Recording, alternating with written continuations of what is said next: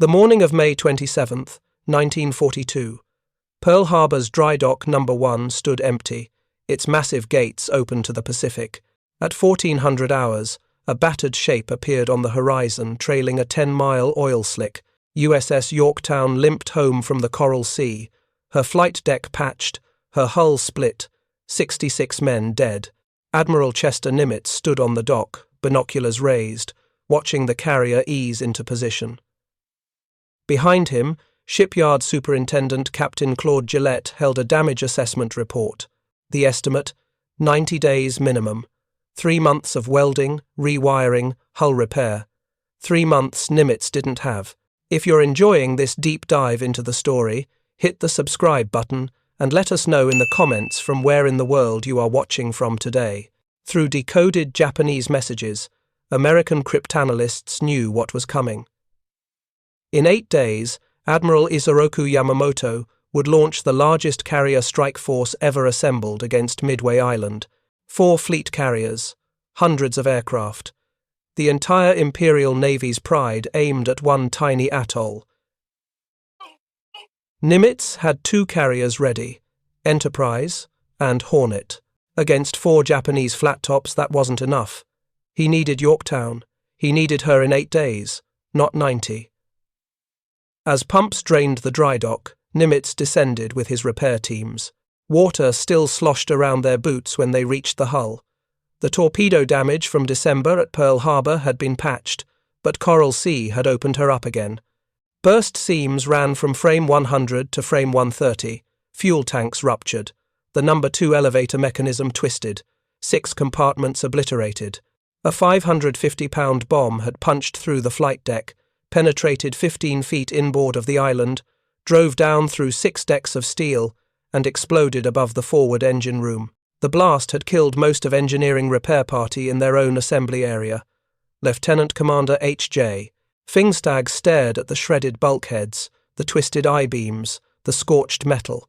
He'd supervised repairs on battleships, cruisers, destroyers. He knew what this work required: cutting away damaged steel, fabricating replacement sections, welding in zero-clearance spaces, testing every system. Yorktown needed the full resources of a West Coast shipyard. She needed Mare Island. She needed Bremerton. She needed time.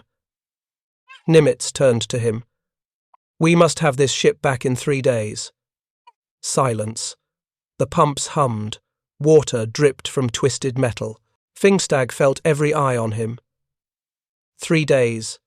72 hours. For work that required 2,160 hours minimum, he swallowed. Yes, sir.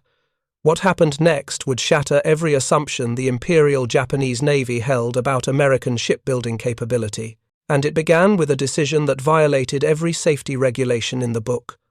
Normally, before any carrier entered drydock for repair, crews spent 24 hours purging aviation fuel from storage tanks. One spark near those vapors meant catastrophe, fire, explosion, hundreds dead.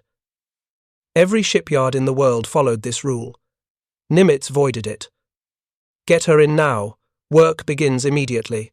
Within hours, 1,400 men swarmed over Yorktown's hull, day shift, night shift. They worked in rotating 24-hour cycles with no breaks. Welders attacked the hull breaches. Metal fabricators cut replacement plates in the yard shops. Electricians rewired 3 entire decks.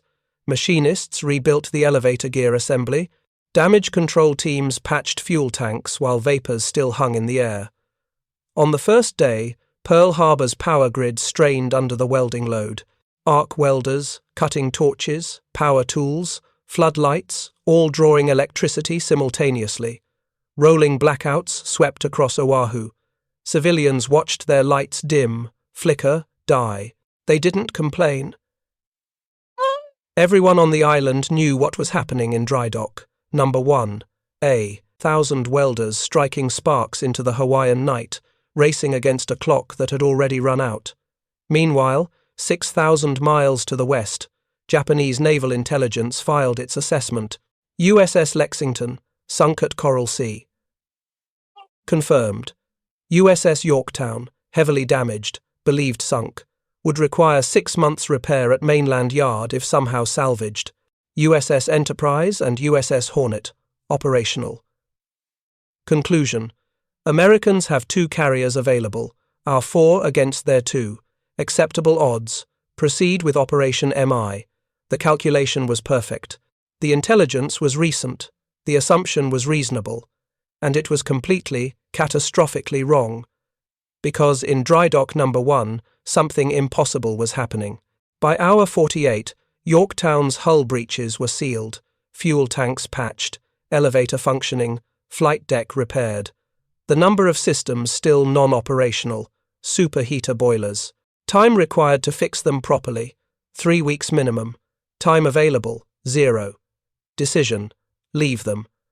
Yorktown would go to battle at reduced speed. She'd fight anyway. On May 30th, 72 hours after entering Drydock, Yorktown's screws bit water. She backed out into the harbour under her own power. Her air group, augmented by squadrons from Saratoga still en route from the west coast, launched from Ford Island and landed aboard. No sea trials, no shakedown, no testing. Yorktown formed up with Task Force 17 and steamed northwest. Destination, Point Luck. The ambush point 350 miles northeast of Midway. The Japanese scout planes that photographed Pearl Harbor on May 30th showed only Enterprise and Hornet in port. Yorktown had already sailed. The reconnaissance report confirmed Tokyo's intelligence assessment. 2 American carriers. Yamamoto's staff officers nodded. 4 against 2. The mathematics of victory. What they didn't know, what they couldn't know, was that American shipyards had just compressed 3 months of work into 3 days. That 1,400 men had worked through exhaustion, through safety regulations, through every standard procedure, to put one more carrier to sea.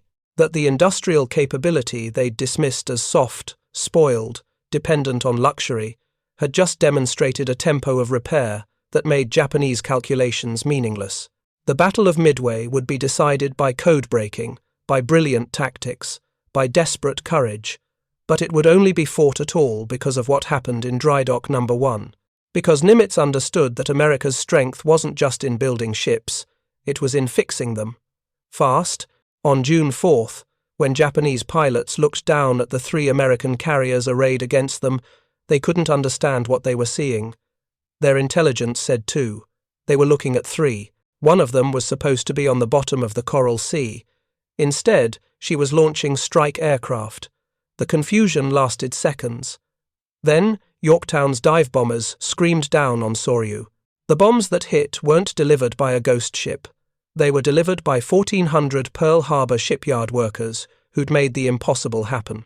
By Lieutenant Commander Pinkstag, who'd said yes sir when every engineering calculation said no.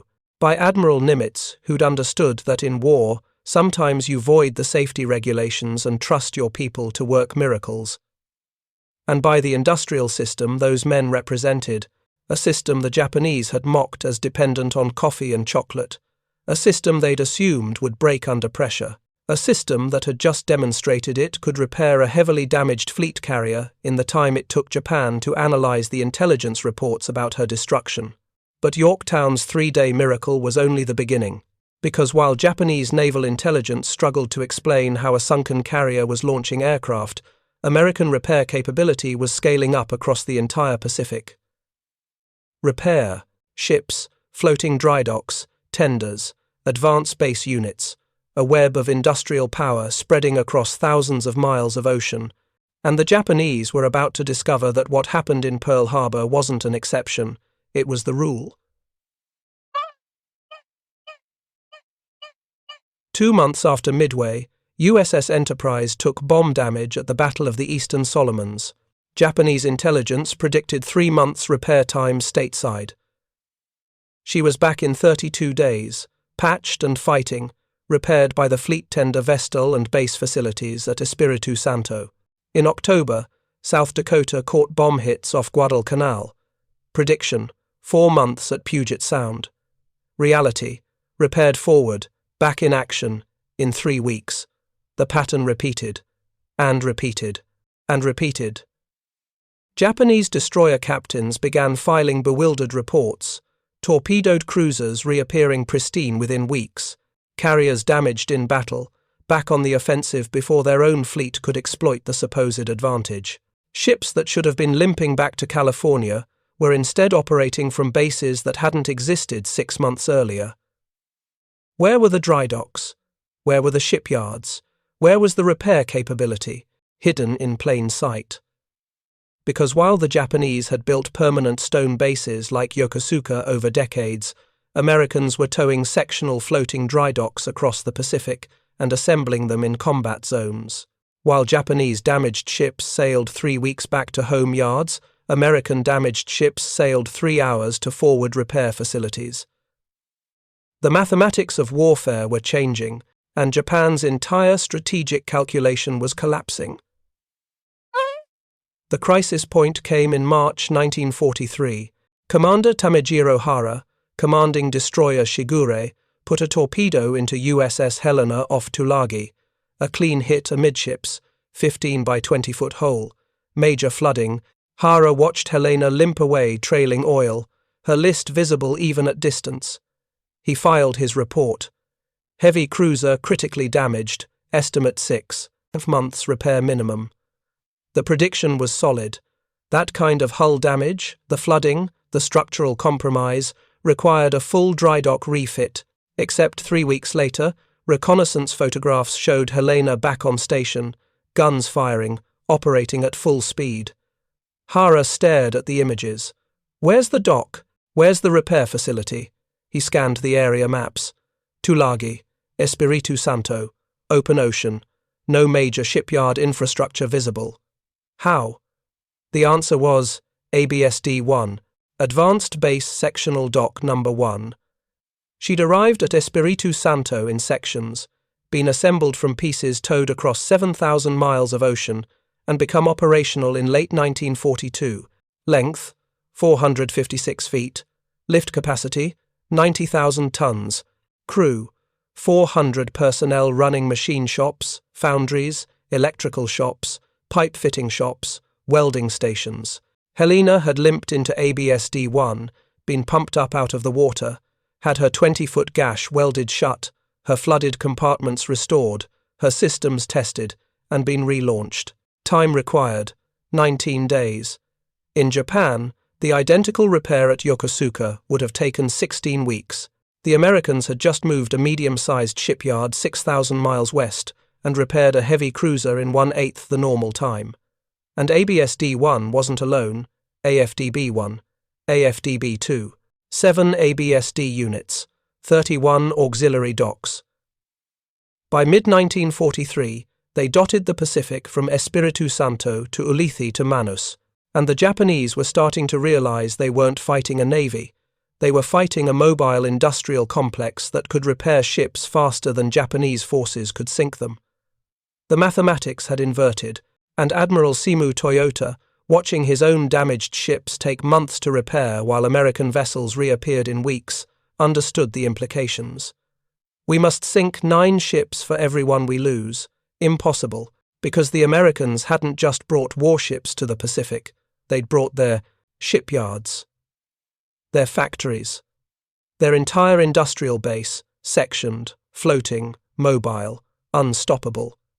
The scale of what America had built became clear in February 1944.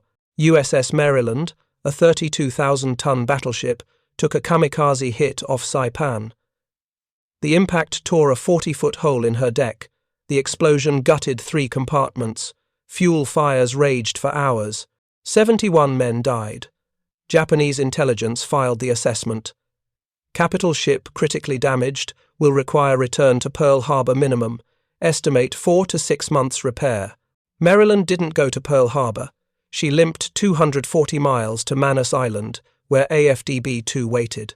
Commander Joseph Rocheur, not the famed codebreaker, but the repair officer, watched the battleship approach. 45,000 tons of damaged steel, a hole you could drive a truck through. Systems compromised across multiple decks. This was the kind of damage that defined shipyard capability, the kind that separated a true naval base from a temporary anchorage. He ordered the dock submerged. Pumps expelled 8 million gallons of water. Maryland settled onto the keel blocks. The dock rose, lifting the entire battleship clear of the Pacific. Within hours, welders were inside the blast zone, cutting away twisted metal, fabricating replacement plates, working in spaces so hot that men cycled through 15-minute shifts before exhaustion forced rotation. The repair estimate, 3 months minimum. The actual time, 3 weeks. Japanese submarine I-84, patrolling the approaches to Manus, photographed Maryland in dock through periscope lens. Captain Yoshitake Miwa studied the images. He'd hunted American capital ships since Pearl Harbor. He knew repair timelines. He knew shipyard capabilities. He encoded his report. Battleship in floating dry dock. Estimate 90 days repair minimum. Will monitor. 21 days later, Maryland's screws churned water. She steamed out of Manus at 18 knots, her main. Battery fully operational, her systems tested, her crew ready. Miwa watched through the periscope as she passed his position. He couldn't believe what he was seeing. 3 weeks. He'd been monitoring for 3 weeks. His intelligence estimate said 3 months.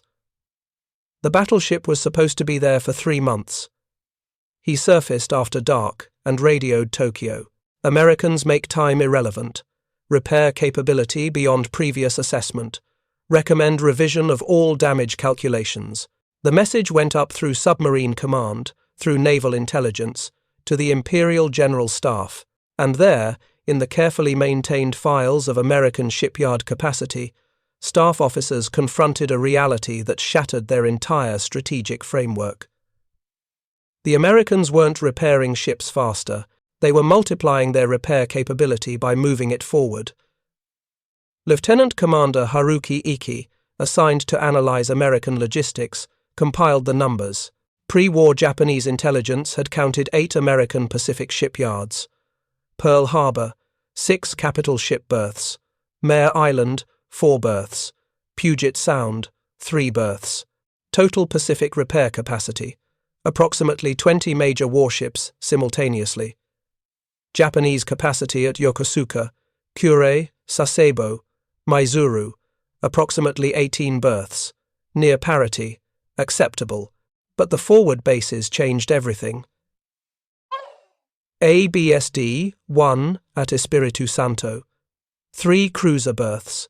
AFDB-1 at Ulithi, 1 battleship berth. AFDB-2 at Manus, 1 battleship berth. ABSD-2 at Espiritu Santo, 2 cruiser berths, and on down the list.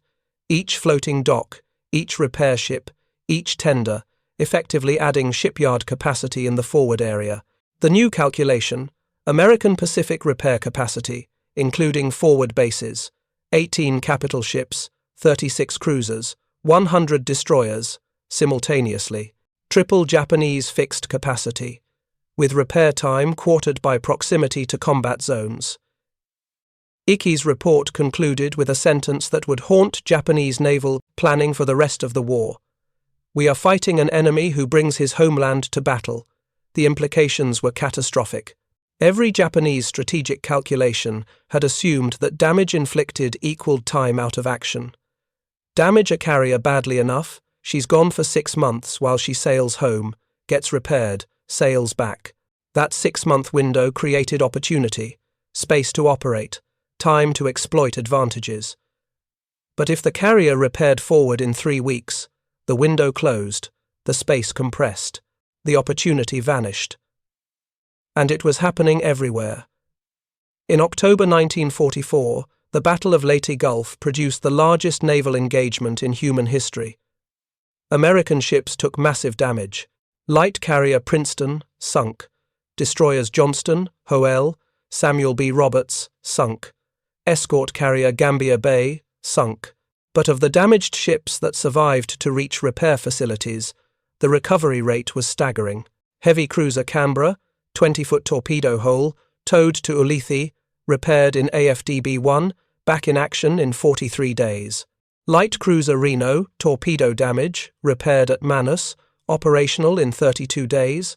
Destroyer Melvin, Bomb damage, repaired by tender Dixie at Ulithi, back on station in 18 days. Vice Admiral Takeo Kurita, commanding the Japanese center force at Leyte Gulf, filed his after-action report with a note of despair. We damaged 14 American ships. Within 6 weeks, 12 had returned to combat. We sank 3 Japanese cruisers in that battle. Their replacements will not arrive for a year, if they arrive at all. The industrial tide was overwhelming, but the real shock came in March 1945, when USS Franklin took the most devastating carrier damage of the war and somehow survived to be repaired forward. If you find this story engaging, please take a moment to subscribe and enable notifications. It helps us continue producing in-depth content like this. March 19, 1945. Franklin operated 50 miles off Japan, launching strikes on Kobe. A single Japanese dive bomber slipped through the combat air patrol. 1 bomb hit the flight deck. 1 bomb. But Franklin was at full readiness, her deck packed with fueled and armed aircraft preparing for launch. The bomb detonated among them. 33 aircraft exploded in sympathetic detonations. Aviation fuel ignited across the deck. The fire burned through to the hangar deck, where more armed aircraft waited. Secondary explosions ripped through the ship. 807 men died in the inferno. Entire gun crews were immolated at their stations. The blast twisted Franklin's flight deck into corrugated metal. Her island structure melted. Her forward elevator was blown 180 feet into the air and came down wedged at a 70-degree angle. Ammunition cooked off for 12 hours. The fires reached 2,000 degrees Fahrenheit. Japanese reconnaissance aircraft photographed the burning hulk and reported, "American carrier destroyed, certainly lost." The report was reasonable. Franklin was a floating crematorium. Her own crew prepared to abandon ship. Captain Leslie Guerres refused. "We're not done yet."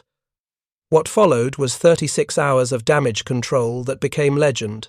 Crew members fought fires until their shoes melted. They jettisoned burning aircraft over the side by hand. They flooded magazines. They formed bucket brigades when pumps failed. They held their positions while ammunition exploded around them. And somehow, impossibly, Franklin survived.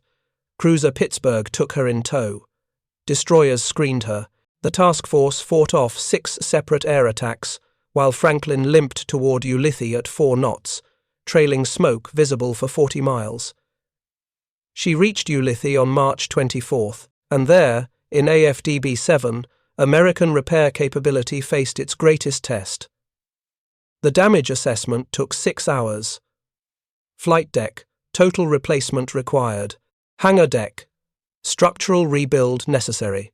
Island, gutted. Electrical systems, destroyed across 6 decks. Fire damage, catastrophic throughout superstructure. Estimate for complete repair, 18 months at Bremerton or Philadelphia. But this was war. Complete repair wasn't the mission. Get her combat capable was the mission. 1,000 specialists swarmed aboard. Welders attacked the flight deck. Structural engineers shored up weakened bulkheads. Electricians rewired the entire forward section. Machinists rebuilt ventilation systems. Damage control teams pumped out flooded compartments. Master Chief William Delaney supervised the welding teams. He'd worked Pearl Harbor after the attack. He'd repaired Enterprise, Saratoga, South Dakota. He'd seen everything American shipyards could do. Even he was awed by the Franklin job. 6-month job stateside, he told a war correspondent. We did it here in 11 weeks. 11 weeks. For a carrier that had been a burning wreck. For damage that would have totaled any other ship in any other navy. Franklin steamed out of Ulithi under her own power on June 4th, capable of 18 knots, her systems functional, ready to fight. She didn't return to combat. The war was nearly over, but that wasn't the point. The point was capability. Demonstrated, proven, undeniable. Japanese reconnaissance pilot Lieutenant Sadamu Kusaka photographed the recovered Franklin. His report to naval intelligence carried a tone of disbelief. American floating docks can reconstruct heavily damaged carriers in forward areas. Their repair capacity is not limited by fixed infrastructure. Bases are mobile and expandable.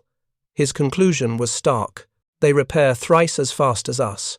To achieve parity, we must sink 9 ships for every one we lose. This is impossible. Admiral Soemu Toyoda, who'd replaced Yamamoto after his death, read the report stacking up on his desk. Maryland, 3 weeks. Franklin, 11 weeks. Helena, 19 days. The pattern was consistent, the mathematics was clear, and the implications were terrifying. Because floating docks were just one piece of a larger system, repair ships added capability. Destroyer tender USS Dixie at Ulithi could service 8 destroyers simultaneously. Submarine tender USS Sperry at Midway could refit 3 submarines at once. Seaplane tender USS Curtis at Saipan supported reconnaissance operations while conducting repairs on damaged aircraft. The Service Squadron 10, commissioned in January 1944 with 13 ships, had grown to over 600 vessels by war's end. 600. Repair ships, tenders, barges, tugs, supply ships, hospital ships, floating dry docks, all supporting the Pacific Fleet without requiring ships to return to the West Coast. The entire American industrial base had essentially deployed forward, and the Japanese couldn't match it. Japan's fixed shipyards were targets. Yokosuka took repeated B-29 strikes. Kure was bombed until repair capacity dropped by 40%. Sasebo's dry docks were damaged. Meanwhile, American floating docks, scattered across 1,000 anchorages, were nearly impossible to target. Mobile, dispersed, protected by fleets and air cover, and proliferating. By war's end, the Americans had built 4 large auxiliary floating dry docks, 7 advanced base sectional docks, and 31 smaller docks. Combined lift capacity, over 500,000 tons, more than Japan's entire fixed infrastructure, and they kept working. At Okinawa, the kamikaze campaign damaged 404 American ships. 404. It should have been devastating. It should have crippled the fleet. Instead, repair facilities at Kerama Retto, Ulithi, and Leyte processed the damaged vessels like an assembly line in reverse. 387 ships repaired and returned to action. 95% recovery rate. USS Laffey took 4 bomb hits and 6 kamikaze strikes in 80 minutes. She should have sunk. Instead, she limped to Kerama Retto, where repair teams stabilized her, then went to Guam, where AFDB-4 lifted her clear and rebuilt her damaged sections. Time: 6 weeks.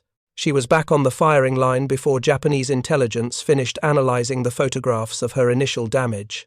Commander Mochitsura Hashimoto of Submarine I-58, the sub that would eventually sink Indianapolis, filed report after report describing the phenomenon. We torpedo a carrier, count the months of repair time, face that same carrier weeks later, completely restored. It happens repeatedly. Their ships heal like something from mythology. He wasn't wrong. To the Japanese, it did seem like mythology, like fighting an enemy whose wounds closed automatically, an enemy that couldn't be worn down because every loss was replaced, every damage repaired, every ship restored faster than intelligence could track. The psychological impact was devastating. Japanese destroyer captains stopped trusting their damage assessments. Submarine commanders stopped filing confident predictions about repair timelines, and Japanese naval planners stopped believing that tactical victories mattered, because you could win the battle, inflict terrible damage, and still lose the war if the enemy repaired faster than you could sink ships. The calculus was brutal. American shipbuilding produced Essex-class carriers every 8 weeks. American floating docks repaired damaged carriers in 6 weeks. The production rate exceeded the loss rate, even before accounting for repairs. Japan couldn't sink American ships fast enough to reduce fleet strength. The mathematics were impossible, and then there were the men aboard those floating docks. Seaman Robert Leake served on AFDB-3 at Ulithi. His letters home described a surreal existence. We're anchored in a lagoon that didn't have a name on maps 2 years ago. We've got a movie theatre on a barge. We play baseball on a coral island. We have turkey dinner every Sunday. And between meals, we're lifting battleships out of the water and welding their hulls back together. It's like Detroit moved to the middle of the Pacific. That's exactly what it was. Detroit afloat, Pittsburgh in the tropics. The American industrial heartland, sectioned into floating pieces, scattered across the Pacific, working at a tempo that Japanese observers literally could not believe. Dr. Lawrence Steinberg ran a floating hospital attached to the repair facilities at Manus. His medical teams treated wounded sailors, then sent them back to their repaired ships within weeks. Injured in battle, healed, returned to combat, the cycle compressed, the recovery time reduced, everything accelerating. Marcus Thompson, a welder from Chicago, worked on ABSD-2. He described repairing a destroyer's bow that had been completely blown off by a torpedo. We cut away the damaged section, fabricated a new bow from templates, welded it on in 4 days. That ship sailed out of here like nothing happened. In 4 days, we rebuilt something that took 6 weeks to construct originally. His tone carried pride but also bewilderment. We're not supposed to be able to do this. But they did, again and again, because American industrial culture, the same culture that had produced the assembly line, the production standardization, the mass manufacturing techniques that made cars affordable, had now applied those same principles to naval repair. Templates instead of custom fabrication, standardized parts instead of one-off machining, production techniques instead of artisan craftsmanship. It was faster, more efficient, and it scaled. The Japanese couldn't match it because their industrial philosophy was different. Quality over quantity, craftsmanship over production, individual excellence over systematic efficiency. Those values produced superior initial designs, the Zero fighter, the Long Lance torpedo, the Yamato battleship, but they couldn't produce enough of them, and they couldn't repair them fast enough when damaged. The cultural difference had become a strategic vulnerability. Commander Satoshi Tomoka, analyzing intelligence from captured documents at war's end, calculated the disparity. American floating dock output, 7 ABSD units, 31 auxiliary units, 55 small units between 1942 and 1945. Total construction time per ABSD, 8 months from first section to operational deployment. Japanese equivalent construction time for fixed dry dock, 18 months minimum. American lift capacity by 1945, 4 times Japanese capacity. Cost per floating dock, roughly equivalent to 1 heavy cruiser. Strategic value, incalculable, because each dock multiplied force effectiveness, kept more ships in action, reduced downtime, extended operational reach, created the ability to fight continuously, without returning to port. Rear Admiral Kiichi Saburo Nomura's diary, recovered after his death, contained an entry from July 1945 that captured Japanese despair. They tow city block-sized dry docks across oceans and assemble them in weeks. They are certain of victory because they've brought their entire nation to war. We brought an army and a navy. They brought their factories, their shipyards, their cities. We cannot compete with a moving country. The Americans targeted the docks occasionally. Japanese submarine I-365 torpedoed an auxiliary floating dock en route to Ulithi. Rare success. 1 dock sunk. But ABSD-2 took a bomb hit in April 1945 during a rare air raid. Damage, moderate. Repair time, 3 days. They repaired the repair facility in 3 days. The redundancy was overwhelming. The Japanese couldn't hurt the system faster than it healed itself. And through it all, the docks kept working. Hazards were constant. Unexploded ordnance killed 7 workers on AFDB-3 when a bomb lodged in a ship's hull detonated during cutting operations. Acetylene explosions, flooding accidents, men falling from scaffolding. The work was dangerous. But the motto on ABSD-1's mess hall wall never changed. We keep them fighting. That's what they did. Through monotony and danger and tropical heat and endless shifts, they kept the fleet operational. By August 1945, when the war ended, American plans called for 12 major floating docks to support the invasion of Japan. 12, all positioned around the home islands, ready to repair battle damage faster than Japanese forces could inflict it. The invasion never happened, but the docks were there, ready, representing industrial capability that Japan had no counter for. Admiral Toyoda's post-war interrogation by American intelligence officers included questions about what had defeated Japan. His answer was precise. Submarines destroyed our merchant fleet, carriers destroyed our ability to project power. But floating docks defeated our strategy. They made time irrelevant. Damaged ships returned too quickly. We calculated repair timelines based on distances to American yards. You brought the yards to us. Your industry appeared in our waters. We fought a navy. You deployed a floating nation. The final accounting told a story that Japanese naval planners couldn't reconcile with their pre-war calculations. From 1943 to 1945, American floating docks and forward repair facilities processed 1,847 major repairs and 8,234 minor repairs across the Pacific Theater. 95% of damaged vessels returned to combat within 30 days. 30 days. The Japanese equivalent timeline for similar damage, 90 to 120 days minimum. The mathematics became a death sentence. At Guadalcanal, USS Enterprise took bomb damage on August 24, 1942. Japanese intelligence predicted she'd sail to Pearl Harbor for repairs, minimum 2 months out of action. Instead, tender USS Vestal conducted repairs at Espiritu Santo. Enterprise was back on station in 32 days. At Santa Cruz in October, Enterprise took 3 bomb hits. Prediction: 3 months, stateside repair. Reality: patched at New Caledonia, back in action 42 days later. The pattern destroyed Japanese operational planning because every calculation, every strategy, every tactical decision had assumed that inflicting damage created time. Time to regroup, time to repair your own fleet, time to exploit the advantage. But when American ships repaired 3 times faster than predicted, the time advantage vanished, the breathing room disappeared, the strategic space collapsed.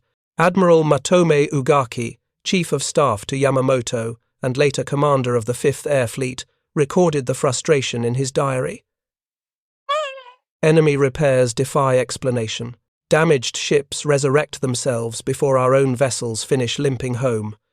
We are trapped in a cycle where their recovery outpaces our infliction of damage. The numbers proved him right. In 1944 alone, American floating docks at Ulithi processed 62 capital ships and major combatants. Ulithi, an atoll that hadn't appeared on most maps before the war. That had been a Japanese possession until September 1944. That transformed in 3 months from an empty lagoon into the largest naval forward operating base in history, moorage for 600 ships, pontoon piers stretching across 3 miles, floating dry docks handling battleships, fuel storage for tens of millions of gallons, fresh water distillation, machine shops, foundries, everything a major naval base required, except it was built in 90 days on captured coral atolls. Japanese reconnaissance aircraft photographed the transformation. Lieutenant Commander Yasumi Doi watched the images develop in the photo lab at Truk. 1 month, empty lagoon. 2 months, pontoons appearing. 3 months, massive dry docks in position, fleet anchorage operational, repair facilities conducting work. He filed, and his report with a note of resignation. Americans construct major naval bases faster than we can fortify islands. Their engineering capability suggests unlimited resources and organization beyond our capacity to disrupt. He was right, because while Japan's engineers were skilled, they worked within constraints. Limited steel, limited concrete, limited labor, limited time. American engineers worked with abundance. Steel production in 1944, 89 million tons. Japanese steel production, 16 million tons. The 5-to-1 advantage showed everywhere. In the docks, in the repair ships, in the replacement parts flowing across the Pacific in endless supply chains. Rear Admiral Ben Morrell, commander of the Navy's construction battalions, the Seabees, understood that modern war wasn't just about weapons. It was about projecting industrial capability to where it was needed. His units built airfields on Guadalcanal while under fire, constructed docks at Espiritu Santo in jungle heat, carved harbours from coral reefs at Ulithi, laid down fuel pipelines across volcanic islands. They worked at a pace that Japanese observers considered reckless, wasteful, unsustainable. It was none of those things. It was American industrial culture applied to military engineering. 6,000 women worked at Mare Island Navy Yard, building sections for floating docks while their husbands and sons served in the Pacific. 4,000 African American workers at Chicago Bridge and Iron fabricated steel components that would sail halfway around the world to become repair facilities. The diversity of the workforce itself represented American industrial strength, the ability to mobilize an entire society for production. Japan's more rigid social structure couldn't match the flexibility, and the technology kept improving. By 1945, floating dry docks carried radar for aircraft control, radio communication systems, advanced electrical generators, medical, facilities equipped for surgery, distillation plants producing 50,000 gallons of fresh water daily. They weren't just docks, they were self-contained industrial ecosystems. Commander Yoshiro Koga, captured after his destroyer sank at Leyte Gulf, spent time as a prisoner on a repair ship at Ulithi. His interrogation report included observations about the facility. They have machine shops that can fabricate any part, foundries that cast replacement components, electrical shops that rewind motors. They are not dependent on supply chains from America. They manufacture on site. That independence was strategic. It meant damaged ships didn't join a queue waiting for parts from California. Parts were made locally, immediately, to specification. The tempo accelerated, the repair time compressed, the advantage multiplied. Japanese destroyer Captain Tami Chihara, not the Shigure commander, but another officer of the same surname, described the psychological impact in his memoir. We celebrated every ship we damaged, every torpedo that hit, every bomb that struck home. Then, weeks later, we'd face that same ship, fully operational, and realize our victory had been temporary. Theirs were permanent. They sank our ships. We only delayed theirs. The kamikaze campaign represented Japan's final attempt to overwhelm American repair capability through sheer volume of damage. If you can't sink them permanently, damage so many that their repair system overloads. At Okinawa, from April to June 1945, kamikazes damaged 404 American vessels, the single largest concentrated damage infliction of the Pacific War. Destroyers, cruisers, battleships, carriers, all hit. USS Laffey took 6 kamikaze impacts and 4 bomb hits in 80 minutes off Okinawa. She should have sunk. Her superstructure was shredded, her aftersection was on fire. 32 men were dead, but her crew kept her afloat. And repair facilities at Kerama Reto stabilized her within hours of reaching anchorage. Captain Toshiki Yokoi, a kamikaze pilot who survived the war rare for his role later, wrote about the futility. Our sacrifices vanished in days. We gave our lives to damaged ships that were repaired almost immediately. The Americans turned death itself into a temporary inconvenience. That's when I understood we couldn't win. We were fighting mathematics, not morale. His insight captured the core reality. Morale could be damaged. Cities could be burned. Men could die.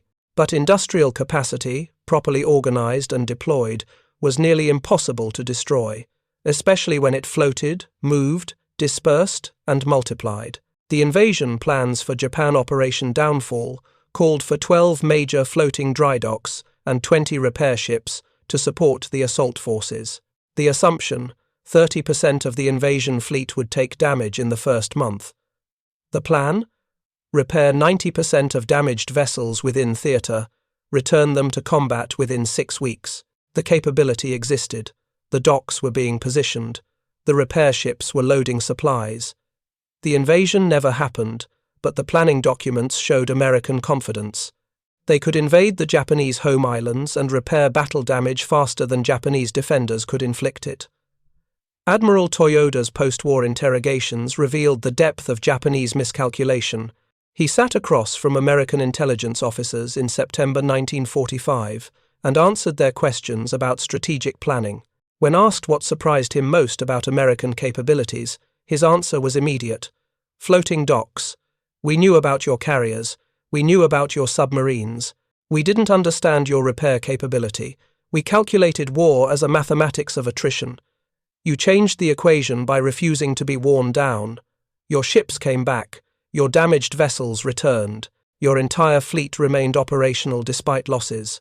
We sank your carriers. Lexington, Hornet, Yorktown, Wasp, Princeton, and more appeared to replace them. We damaged dozens more, and they returned within weeks. We fought your portable factories, not just your navy, the interrogator pressed. If you'd known about the floating docks before the war, would that have changed your decision to attack? Toyoda paused for a long moment. If we'd understood that America could transport its industrial base across the Pacific and establish repair capability in forward areas within months, we would have known the war was unwinnable. Our strategy required that damaged American ships spend months sailing to California for repairs. Your strategy eliminated the distance. That was the critical miscalculation. He was right.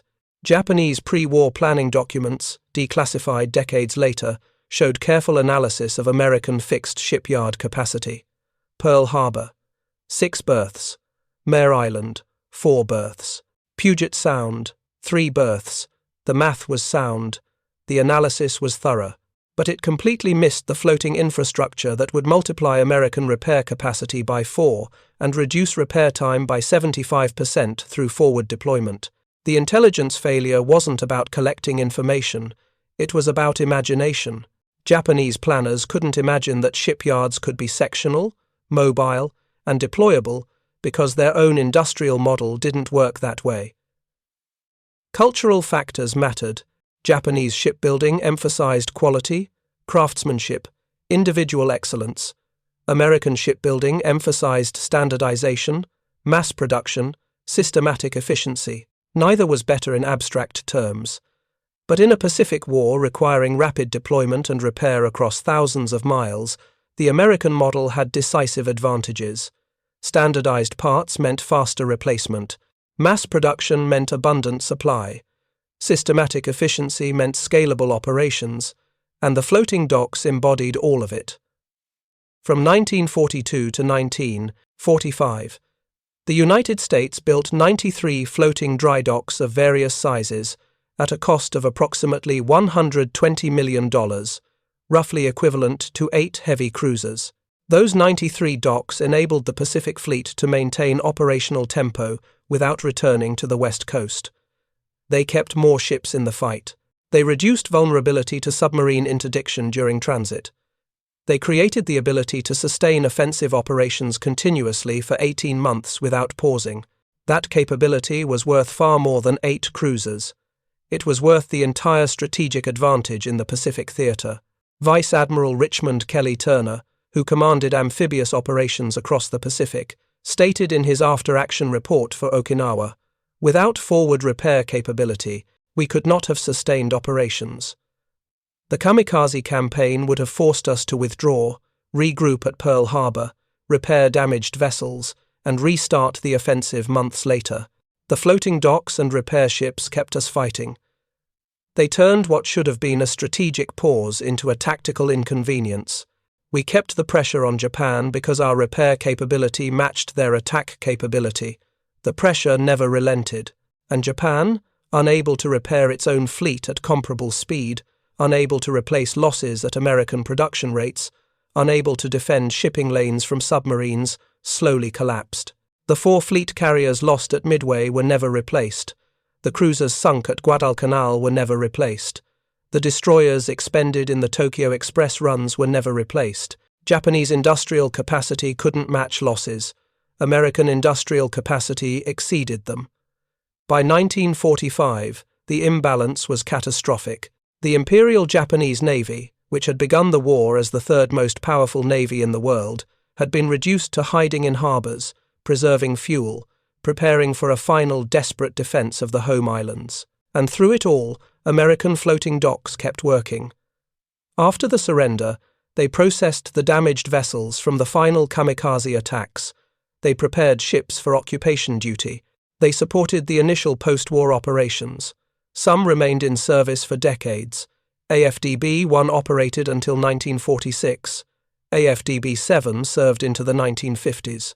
The technology they pioneered, sectional construction, mobile deployment, forward positioning, influenced Cold War logistics planning, and continues to influence expeditionary operations today. The legacy extended beyond hardware, the concept that industrial capability could be projected forward, that repair infrastructure didn't have to be fixed and permanent, that logistics could be as mobile as combat forces. These ideas reshaped military planning.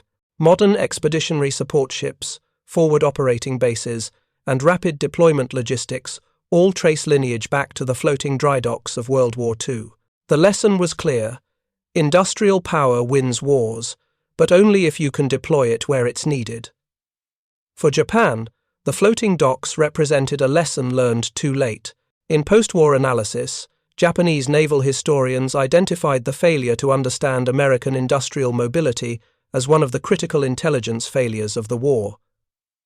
They'd counted American factories, they'd estimated production rates, they'd analyzed shipyard capacity, but they'd assumed all of it would remain in America.